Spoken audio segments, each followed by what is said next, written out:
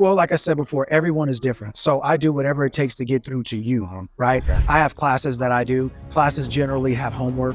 So I just had a class today. So their homework is basically to write a statement about what it is like to be what they want. What is it like to be what I want, right? Because where you go in mind, your body will follow. But your body can't follow where your mind is unwilling to go. And most people are willing to assume that they are, or they're having, or they're doing what they want because they don't see it.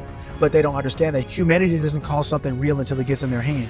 But that's only because humanity is not created, it's created, right? Yeah. Humanity is created by something. So humanity waits for that thing to be created to call it real. But your higher mind, which people call God or whatever you want to call it, is the creator. So the idea of something in that mind is real, because you're going to use the idea to create the physical thing. Everything you see here was first an idea. Yes. Everything. So if you call this real, then the idea has to be more real. Yes. Because without the idea, see, I can have the idea and not make this thing, but I can't make this thing without the idea. Welcome to another edition of the Be Great podcast, where we're always speaking to great people, getting their stories and be able to empower, inspire you to be great. And so today I have a great opportunity to sit down with a guy who's, man, when I say you're going to be dropping some gems, yes, you're in for a good one. My guy, Lucky, how you doing? Good, sir. How you doing, man? No doubt, man. Pleasure to be Glad here. to have you. Glad to sir. have you. If you wouldn't mind, introduce yourself to the people. Man, my name is Lucky Grundy. People call me Coach Lucky. I basically have a business helping people learn how to think in order to live well. So I work with all different types of people from all walks of life, and basically just changing their mind so that they can become the person they want to be. No doubt, man. If you wouldn't mind, tell a little bit about your backstory. How were you, coming? Were you one who was always in the space of coaching, whether it was in before you get into this space where you involved in sports, and kind of how all this came together? Can you give us a grip on that? Yeah, man. So I played college basketball, high school basketball, college basketball, played overseas. And so once I finished playing, I didn't know I was finished at the time, but once I finished playing, I started training, really. I started training kids in basketball. And it quickly became apparent to me that people wanted to physically do something that their mind wouldn't give them permission to do. So almost like when you have a 5-year-old kid, something, they come to you and say, Dad, I want to go on a field trip to the science museum. And the first thing they have to get is a permission slip. And so from the parent. And so it's kind of the same analogy. Like when you want to change something physically, your mind is the parent. And so a lot of people want to physically do something that their mind wouldn't allow them to do. They wanted to be a better shooter, but they didn't believe they could. They wanted to be in a different situation, but they didn't believe that was possible. So a lot of people were physically trying to become something that their mind did not agree with. And they didn't know that they had a change. They didn't know that they had an opportunity to change their mind, or that they could choose their mind. So essentially, I learned that in order to change this person's physical performance, I had to change their mind. So I started doing that. And then I started getting people who weren't athletes. Because after you learn how to think and you understand the principle of thought, then it's just you're applying it to something different, but how it works is the same. Whether I'm working with a business person, whether I'm working with an adult, with a child, with an athlete, with a couple, with all the different types of people I work with, it's really understanding where that person's mind is, what their thoughts and beliefs are, and what I need to change. I'm almost like a mind mechanic, right? And swapping out parts in order to improve performance. Wow. And so this led you into doing your own coaching, or would you say yourself as a life coach, or how would you classify what you do? Man, that's I don't know. I say mental, like mindset coaching, because that's what people say. I feel like I just help people get what they want. Okay. I help people learn how to think like the person who has what they want. Wow. I help people learn how to change the way they think and understand that their thoughts are what they are using to create their reality. Almost like you use a spatula to, flip an egg or some toast.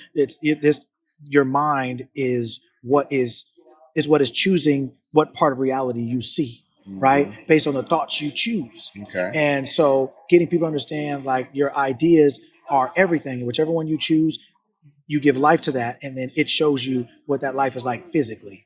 So getting people to learn that they can choose what to choose, and then so that to develop the skill of thought. Okay. Right? Stuff like that. Okay. So do you think it's important to help people get a routine? Or I even say it's going as far as being like checkers versus chess. Okay. Do you strategize to help someone to not just make a quick move, but make a long-term move? How do you kind of go about helping a person to think? Because I want to kind of get more depth into when you say you help them think. What does that look like?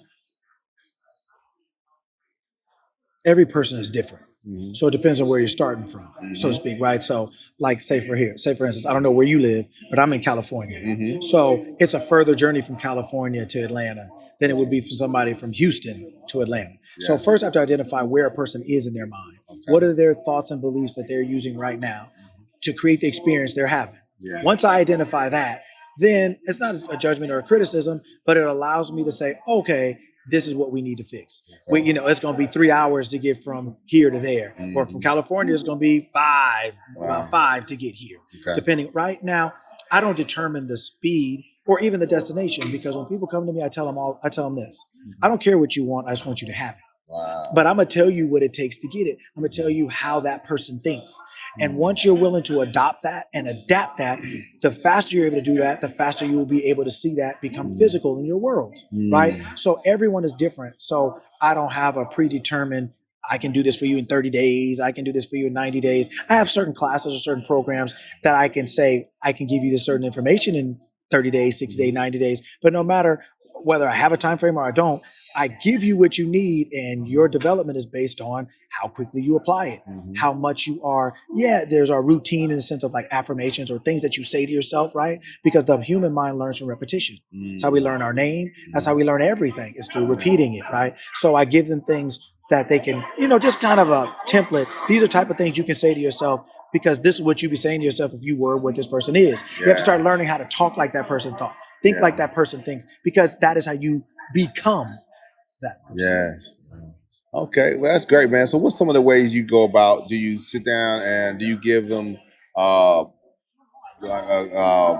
like a strategy, meaning that you give them homework that like written, or do you sit down, do Zoom? How do you go about working with some of your clients? How do you go about it?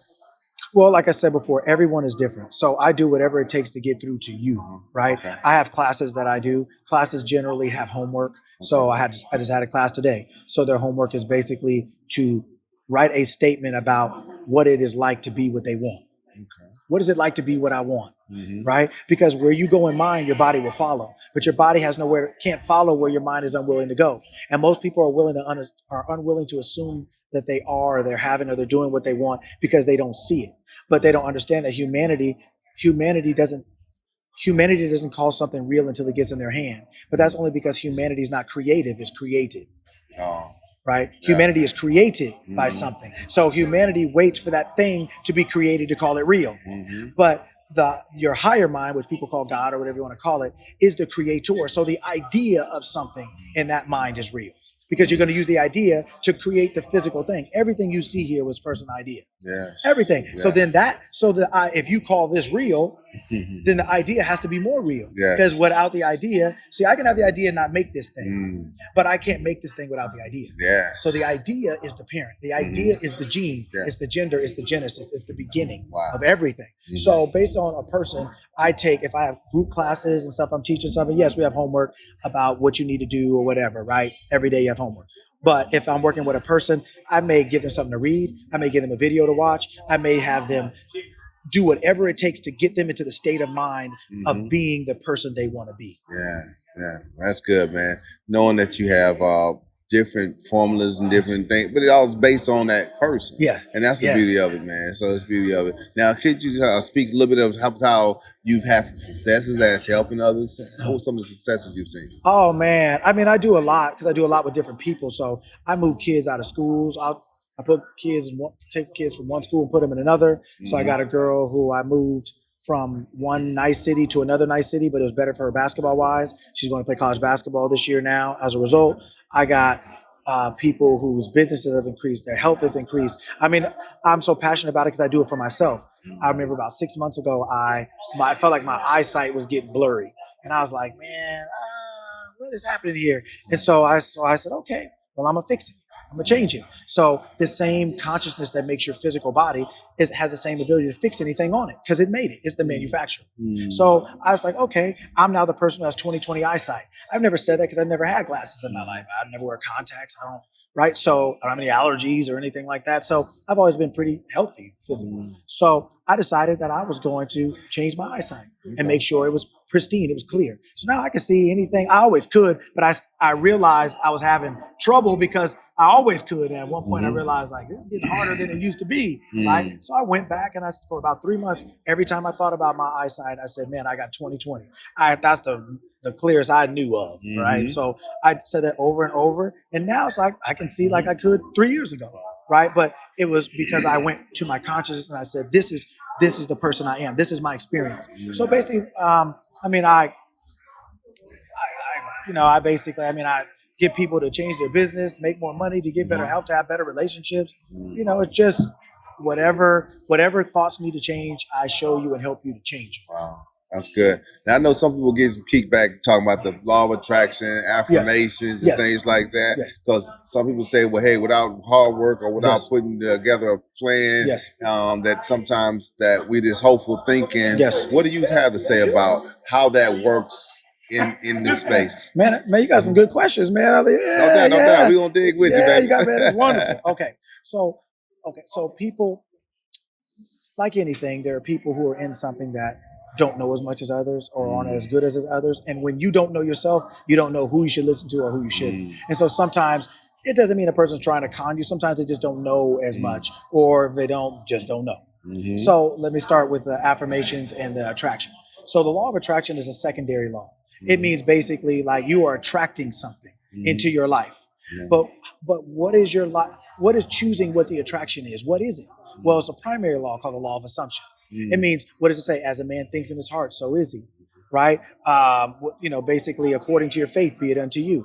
So what is it attracting? It's attracting what you're assuming yourself to be. So if you're assuming yourself to be successful, if you're believing yourself to be healthy, then it is attracting, meaning it is showing you that aspect of life. There is a part of your brain called the reticular activation system. That means like if you decided you want a red car, you want a red Ferrari. You may not see a red Ferrari for 2 months, but all of a sudden you'll start seeing red Ferraris. It's not because you created them, they already existed, but your mind filtered out all red Ferraris because they didn't have a meaning to you before you decided that's what you wanted. So that part of your brain is always showing you the life that you are assuming yourself to live. So when you change your assumption, you will see a different life. Right. Now, when you talk about thinking, when you talk about work and things like that. So let me ask you a question. So if everything you do is because of the way you think, right? You can have a thought about going to the store, but you can have a thought and not go, right? Yes. But you could not go to the store without that thought. So then everything you do is based on your thought, right? So then when people say, well, you have to do something, yes, but what I teach people is the work to do is to change your mind. That's a hard thing to do, because if you are sick, if you have cancer and you say, I am well, how many people can hold that thought when they start coughing? When they have to go to chemo? How many people say, I'm going through this physically, but in my mind, I say I'm healthy.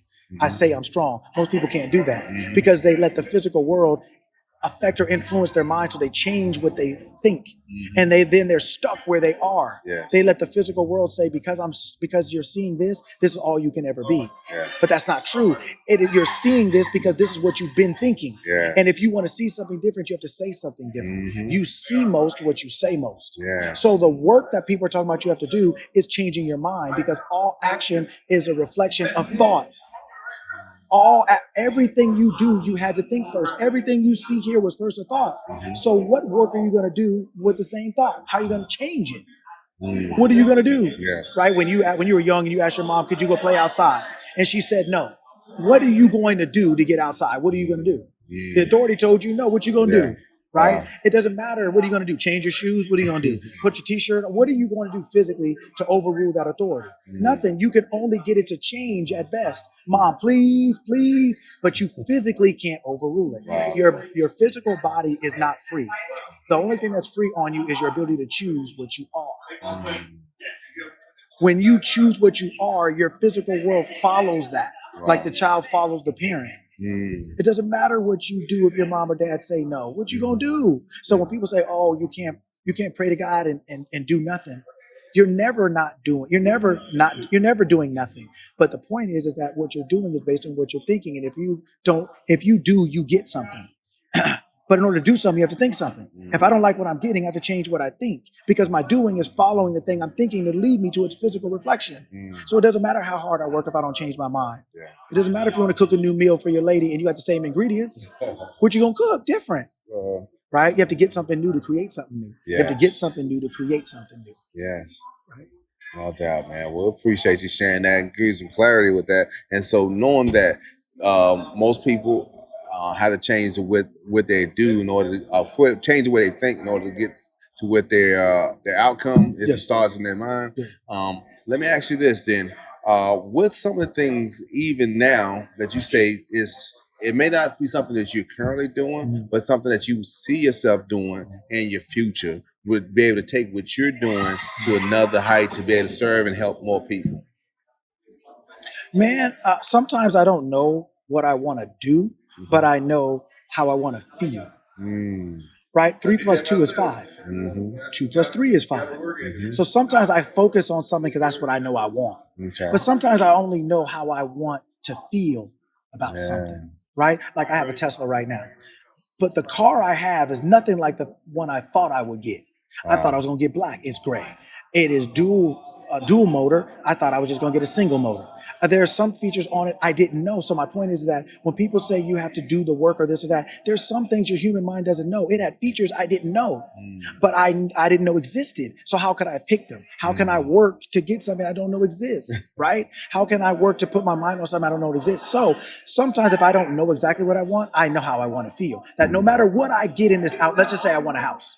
I may not know exactly what house. I may know what city I may know what state, but I still don't maybe know the house. So then, but I know that no matter what house I got in that city or state, I'm going to want to feel like this. So then what I'll do is I'll focus on the feeling of, this is how I want to feel. I would feel this. I would feel like this. And I don't mean emotion. I mean the awareness of being. Where if I got my house, I'd be like, I could hear my mom saying, "Oh, Lucky, I'm so proud of you. Oh, this is so nice." I would tell myself things or think of the things that would be happening if this were the case. That now puts me in the state of mind of being the person who has a house that I love. If I am a person who has a house that they love, that now has a physical correspondence, right? So then when people talk about the law of attraction, then what's going to happen is, because I am something, I'm going to now see in my physical world the physical reflection. So I may walk up to you and you may be putting a sign of house for sale. Or somebody may just like, "Hey man, I'm a realtor." And I'd be like, "Oh, I'm looking for a house. Oh, I got a house over," right? It's going to become, it's that once I'm conscious of being something, the physical has to come. Because our body is like an outlet for our mind. The world is an outlet for our mind. It's a place, it's the canvas. We are the artist. We are the musician that makes the music. So once I become that thing, then the physical world has to show me in physical form what I am in here. So if I just know, man, I'm so happy I got a house, man, I got all the space for my kids or my family or whatever, and that's what I become aware of being, then there's a physical house that's just like that. I'm talking about something that already exists. I just humanly don't know which one it is, but my higher mind does, right? And so it will draw me right to that thing. Wow, man. Well, definitely, man, I appreciate everything you sharing, man. You spent a lot of good game making us realize it's more to your thinking as a foundation, and also then strategizing, getting a plan together. But if someone wants to connect with you to find out how they could be able to work side by side with you, how could they reach out to you? Man, they can hit me up on my website, themental.academy, or they can email me at lucky at mental at the mental.academy. See, I don't do this. She does a lot of this other stuff, right? But we'll make sure we get it. Yeah, if you look me up, the mental.academy, you'll see me on there, Coach Lucky. I have some YouTubes. The Mental Academy is on YouTube as well, and my link information is in there too, in the bio. Yeah, we'll make sure we drop that into the description. So maybe anybody wants to reach out, they can know how to reach out to you and definitely get served by whatever you have to offer them. But also just leave everyone with something that you either tell yourself or you tell others on what it is to be great. Yeah, to be what it is to be great. Yeah, something that inspire them to be great, in other words. This is what I tell everybody. What you tell yourself is true. Whatever you tell yourself the most is what you're going to experience. So if you want to see something different, you have to say something different. Humans wait to see before they say. God say to see. When God said, "Let there be light," it was Mm, dark because God hadn't said anything, mm, right? The darkness of our lives are because we're not saying anything. mhm. And so if you want, you are the creator of your life. And when you understand that it's your consciousness that's creating everything, whatever you tell yourself is true is true. If you want to have a new experience, tell yourself something different. Yeah. If you're unwilling to say it, you'll never see it. Mm, good stuff, my brother. Man, we appreciate all that, man. You definitely dropped some nuggets. I hope you guys got something good from what we've shared, because if you apply those small nuggets and see, you will definitely over time see the manifestation. So Mhm. if you like what you heard right here, do subscribe and also be great.